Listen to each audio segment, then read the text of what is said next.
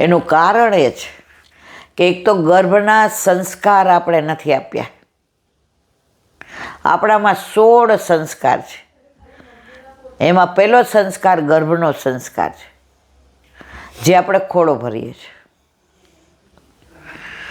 તો અત્યારની બહેનો ને દીકરીઓને વહુઓ ભણે છે બહુ, જ્ઞાન બહુ મેળવે છે, પણ જ્યારે પ્રેગ્નન્ટ હોય ત્યારે કેવી રીતે રહેવું, કેવી રીતે ખાવું, કેવી રીતે બોલવું, કેવી રીતે ચાલવું, કેવું અનુસંધાન, શું જોવું, શું ન જોવું, જો 9 મહિના ધ્યાન રાખે ને તો એના ઘરે ઠાકોરી જેવો નટખટ નંદલાલ આવે ને આવે છે.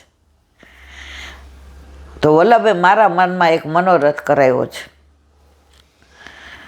કે કાં 31 ડિસેમ્બર અને કાં 1 જાન્યુઆરી, મારા વાલા,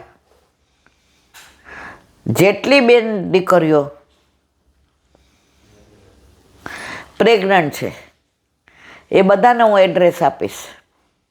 5 થી 6 1 કલાક જે યુટ્યુબમાં ન મોકલાય, અમુક શબ્દો ન વપરાય, અમુક અંગ ઉપાંગની વાતો ન થાય.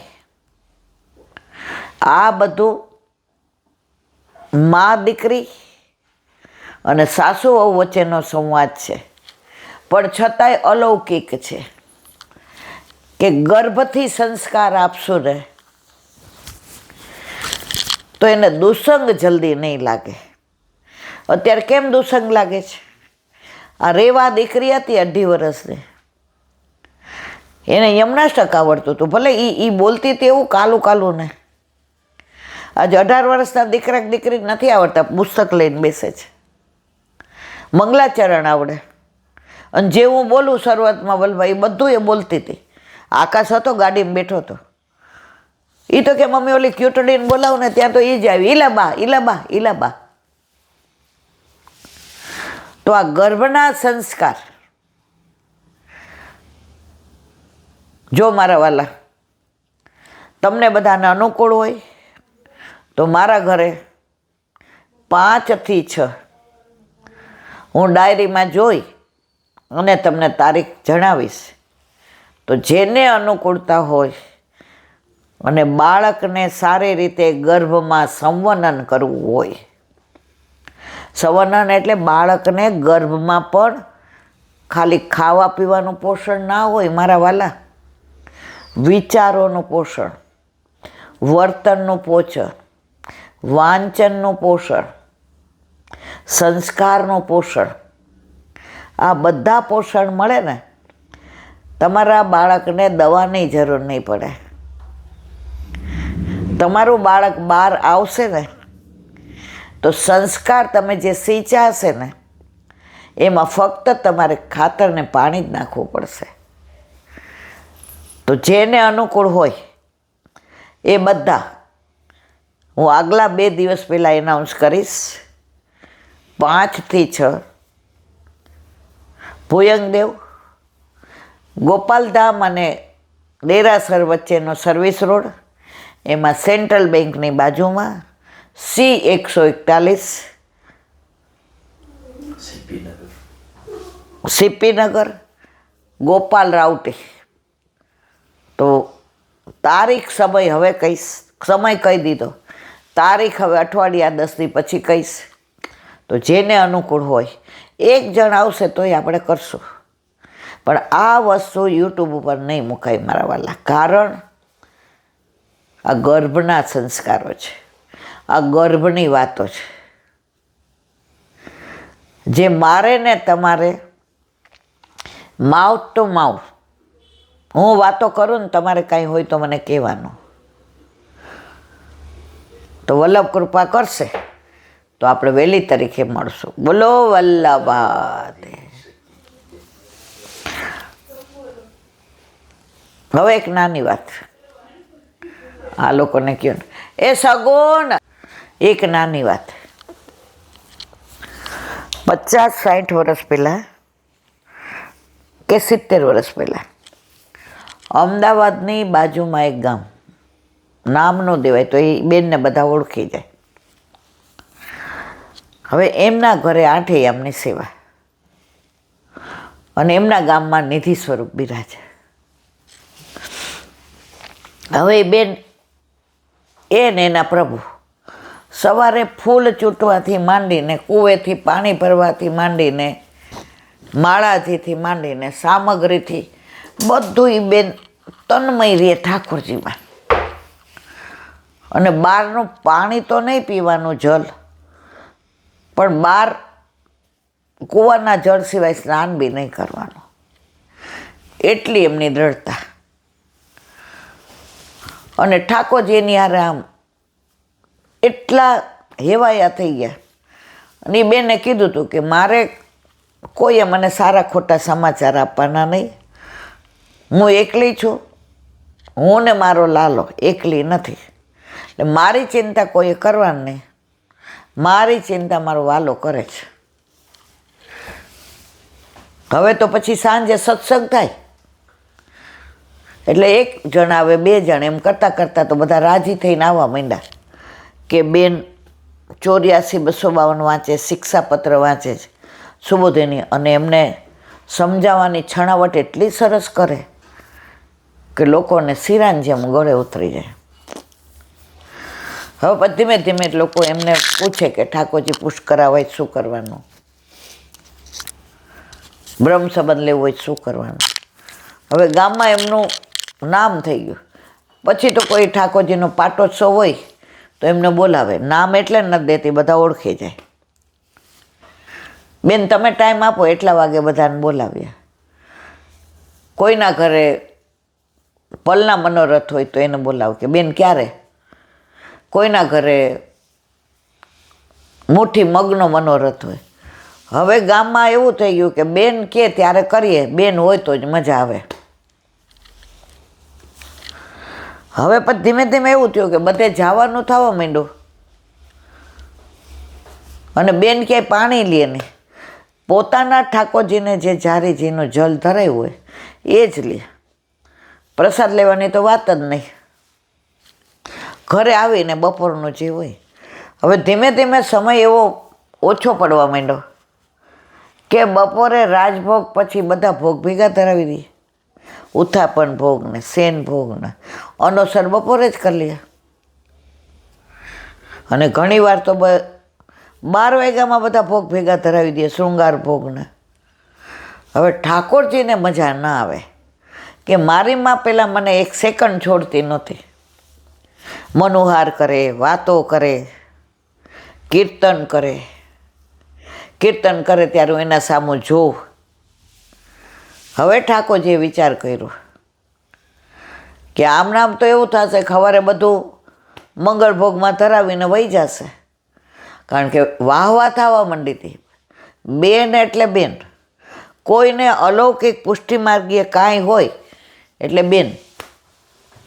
હવે બેનના મનમાં વ્યથા થવા માંડી કે મારા ઠાકોરજીને હું સમય નથી આપી શકતી, ઓછો આપું છું. એટલે એને અતળું લાગવા માંડ્યું. તો એકવાર ઠાકોરજીએ સ્વપ્નમાં કીધું, માં હવે બહુ વાહવા થયો, તો મને એકલો મૂકીને કેમ બધે વહી જાસ? મને વ્રજમાં અનુસર કરીને તું જાસ તો ગોપીઓ મેણા મારે છે. માં તું આવું ના કર ને. આંખ ઉઘડી, અરે મારા પ્રભુએ સાનુભાવ કરાવ્યો. મારા પ્રભુએ મને કીધું. હવે એણે વિચાર કર્યો શું એવું કરું કે મારી વાહવાના બદલે લોકો મને ગાળો દે, લોકો મારા ઘરે આવે જ નહીં, મારું નામ ન દે, અને દે તો મારા દોષની જ વાતો કરે. હવે 2 દિવસ વિચાર બહુ કર્યો કે શું કરું. પણ લોકો તો રોજ સવાર પડે ને બેન પહોંચી લીધું કે આવીએ. પછી તો આજુબાજુના ગામડાવાળા આવવા માંડ્યા. હવે ઠાકોરજી એને એક સરસ વિચાર આપ્યો. 2 દિવસ પછી નાત જમણ હતું. એટલે પહેલાંના જમાનામાં 60-70 વર્ષ પહેલાં એવું હતું કે નાત જમણ હોય ને ઘરેથી ને તમારે થાળી, વાડકો, ચમચી હોય તો, અને મીઠું મારા જેવા લઈ જતા હતા. અમારે નાચ જમણ હોય ને તો હું ને સવિતાબેન ને જસીબેન ને બધા જાય, અને થાળી ને વાડકો પિત્તળના હોય. હું દોઢી, મને ચમચી વિનાનું હાલે, અને સેજ મીઠું લઉં, મને ઓછું લાગે. એટલે પછી નાતમાં જમણ થાય એટલે આપણા વાત થાળી વાડકો બધું ધોઈ લૂછીને પાછું આપણે આવતું રહેવાનું. હવે આ બેને વિચાર કર્યો કે આ એવો મોકો છે ને કે લોકો મને ગાળો દેશે. એટલે નાચ જમણ હતું ને જોયું કે બધા જાવા માંડ્યા. જિંદગીમાં પહેલી વાર થાળી વાટકો લીધા. હવે કોઈ દી બહાર જમવાનું તો ઠીક, જે જળ ન લેતા હોય એટલે થાળી વાટકો લઈને બહાર નીકળ્યા.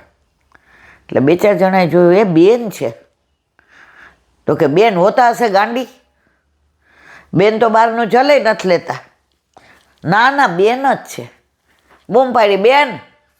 પાછા જોઈને, હા જય શ્રી કૃષ્ણ, આવો મારવાલા, સારું થયું અંગાત કર્યો.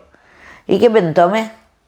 એ કે આટલા વર્ષથી બહારનું નથી ખાતી ને તો મને નાતની દાળ બહુ ભાવે, એની સુગંધ તો આટલા વખતથી મન મારીને રહેતી હતી. હવે નક્કી કર્યું કે ભલે બહારનું ન ખાય પણ નાતનું જમણ હોય ને ત્યાં નાત જમણમાં જાવું. ઓલા તો આમ મોઢા આમ થઈ ગયા, બેન આવું કહે છે નાત જમણ? કોણ પીરસવા વાળું ને કોણ ને બ્રહ્મ સંબંધી હોય ના. અને બધા અંદરો અંદર વાતો કરવા માંડ્યા. ઓલા જે 4 જતા હતા એમાં 2 પાછળ ગયા ને 2 આગળ ગયા. જોયું નાટક, જોયું નાટક. અત્યાર સુધી આપણી યારે કેવી હોશિયારી કરી, એના કરતાં આપણે હારા, જેવા હતા એવા જ દેખાઈ રહ્યા. આ બેન તો જો જીભ જીભ જોઈ, જીભ જીભનો ચટાકો. આવ્યા ને લાઈનમાં. આપણને એમ થતું બેન જેવા ક્યારે બનશું. હવે બેન તો આપણાથી જાય એવા છે. હવે ત્યાં પહોંચ્યા ત્યાં તો આખા ગામમાં હોહા થઈ ગઈ, બેન નાતના જમણમાં આવ્યા છે, થાળી વાડકો લઈને આવ્યા. કે ના ભાઈ, હા. જોયું તો લાઈનમાં બેસી ગયા હતા. પહેલાં તો પંગત પડતી હતી અને પીરસવાવાળા હોય આવા ચંપલ પહેરીને બુફેની જેમ ઓલા ભિખારી હોય એમાં થાળી લઈને જવાનું નહીં કે આપો. અત્યારની તો આ પશ્ચિમી સંસ્કૃતિ તો ભારતના સંસ્કારની રગડી નાખે છે. સંસ્કાર વિહીન થતા જાય છે બધા, અને માગી માગીને ખાઈએ. રોટલી ક્યાં? ઓલા કાઉન્ટરે જાઓ, રોટલી આપો ગરમ. આ દશા છે આપણે. હવે બેન તો બેઠા એટલે દાળ પહેલાં જ આવી, સખડીને દાળ. આખો વાટકો ભરજો ને ભાઈ. અરે બાજુવાળા તો આમ કોણી મારે. આ જો, આ જો, રંગ જો, ખેલ જો, ખેલ જો. હવે ઓલા તો બધા પીરસાવતા હતા ને એકબીજાને ઈશારા કરતા હતા. તો આ બેને શું કર્યું, દાળ ઢોળી નાખી ને વાડકો ઊંધો પાડી દીધો. બાજુવાળા કે દાળ, એ કે રહેવાનું ન હોય ને તો કે જે બોલે પછી ખવાય ને. એ કે પી ગયો, કેટલા વખતથી ઈચ્છા હતી ને દાળ પીવાઈ ગઈ. પછી બીજું બધું આવ્યું તો કે આ બધું તો આપણે ઠાકોરજીને ધરાવતા હોય ને એટલે ખાઈએ. મન તો એ કહે કે આ વરાની દાળ બહુ ખાવી હતી, તે જો પી લીધો આખો વાડકો. અને ત્યાં એણે શું કર્યું, ધૂળ નાખી દીધી અને થાળી વાડકો લઈને ઊભા થયા. હવે દાળ ખાધી છે તો બીજું ખાઈને જાવ ને. હવે એકેય થોડું ખાધું ને વધું ખાધું. નાટક ન કર્યું હોત તો અત્યાર સુધી અમારી સામે પાણીનું પાણી, દૂધનું દૂધ થઈ ગયું ને. આટલા અમારી યાર અમને હળીએ ચડાવ્યા. બેન ગયા. જે જ્ઞાતિવાળાએ, ગામવાળાએ જેટલી બુરાઈ થાય એટલી કરી. બેન ઘરે આવીને ઠાકોરજીને અનુસર કર્યા હતા. મંદિર પાસે આવીને ખૂબ રાજી થઈને ઠાકોરજીને કે મારા નાથ, મારા વાલા, હું તારી ભવો ભવની ઋણી છું. તે મને સાનુભાવ જતાવ્યો કે માં તું બહાર જ જાસ, બધાયની થઈ ગઈ છો ને એટલે મારી તો રહી જ નથી. આજે મને તે બુદ્ધિ આપી, સદબુદ્ધિ આપી, મેં મોઢામાં કાંઈ નથી નાખ્યું, પણ મેં દેખાવ કર્યો અને એ આખી વાડકી દાળને પી ગઈ હોય એવું જ કર્યું. દાળ ઢોળીને ત્યાં ધૂળ નાખી દીધી. હવે મારા ધોળામાં ધૂળ નહીં પડે. હવે લોકો મને ગાળો દેશે ને થૂથું કરશે. હવે કોઈ મને બોલાવવા આવશે નહીં. હવે સાંજ પડી, અનુસર કર્યા. અને પહેલાંના વૈષ્ણવ છે ને રેશમી વસ્ત્રની અંદર બધા પુસ્તકો બાંધીને રાખતા. અમારા ઘરે એવું જ હતું. એ પુસ્તકો અપરસમાં જ મૂકી દેવાના અને સાંજે લેવાના. બધા પુસ્તકો લીધા. ડેલીએ આગળિયો કાઢી નાખ્યો કે કેટલા આવે જો. એક બી જણ ન આવ્યું. અને બેન જોયું કે હાશ, હવે મારા પ્રભુની થઈને રહીશ. લીલામાં ગયા ત્યાં સુધી કોઈએ બેનને જય શ્રી કૃષ્ણ કહે નહીં. કૂવે પાણી ભરવા જાય તો બધાય નજર આમ કરી લે, કોઈ સામું જોવે નહીં. જે બેનને માટે થઈને બધાય પગે લાગતા હતા ને બેનની વાહવા કરતા હતા. અતિ વાહવા થાય ને મારા વાલા ત્યારે સમજી જાવું કે પતન થતા વાર ન લાગે. એટલે જ મારા વાલા વૈષ્ણવો તમને કહું છું કે આ જે સત્સંગ કરાવે છે એ મારો વલ્લભ કરાવે છે, ખાલી મારા મોઢાનો ઉપયોગ કરે છે. જીવનું કોઈ સામર્થ્ય નથી કે સત્સંગ કરી શકે. લીલામાં જવાના હતા, એના આગલા દિવસે પાડોશીને બોલાવ્યા. એ કે હવે મને એવું છે, એટલે કે બેન તમે કેમ આવું કર્યું? હજી બધાય કહે છે પણ મારું મન માનવા તૈયાર. એ કે બેસો. હવે આજે તો